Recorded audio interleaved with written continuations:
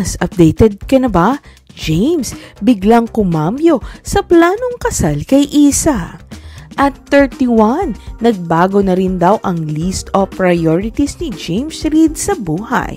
But if there's one constant thing, it's seeing his musical career through.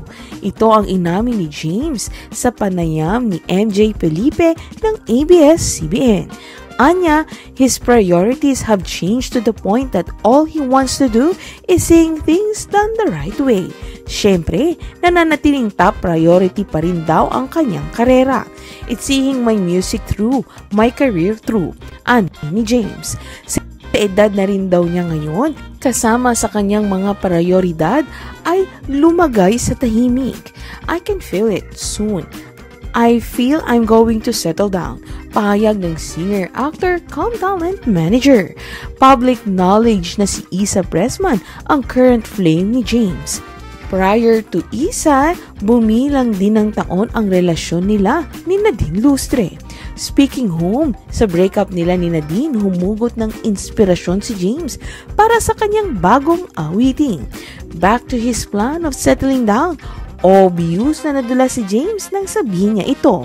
Bigla kasing kumambyo by saying, I shouldn't have said it. Never mind. Urong-sulong siyang pakasalan si Isa? At 31, nagbago na rin daw ang list of priorities ni James Reid sa buhay. But if there's one constant thing, it's seeing his musical career through. Ito ang inamin ni James sa panayam ni MJ Felipe ng ABS-CBN. Anya, his priorities have changed to the point that all he wants to do is seeing things done the right way. Siyempre, nananatiling top priority pa rin daw ang kanyang karera. It's seeing my music through, my career through. Ani ni James. Sa edad na rin daw niya ngayon, kasama sa kanyang mga prioridad ay lumagay sa tahimik. I can feel it soon.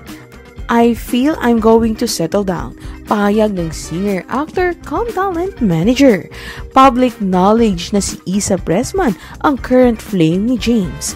Prior to Isa, bumilang din ng taon ang relasyon nila ni Nadine Lustre. Speaking home, sa breakup nila ni Nadine, humugot ng inspirasyon si James para sa kanyang bagong awiting. Back to his plan of settling down. Obvious na nadula si James nang sabihin niya ito. Bigla kasing kumambyo by saying, I shouldn't have said it. Never mind.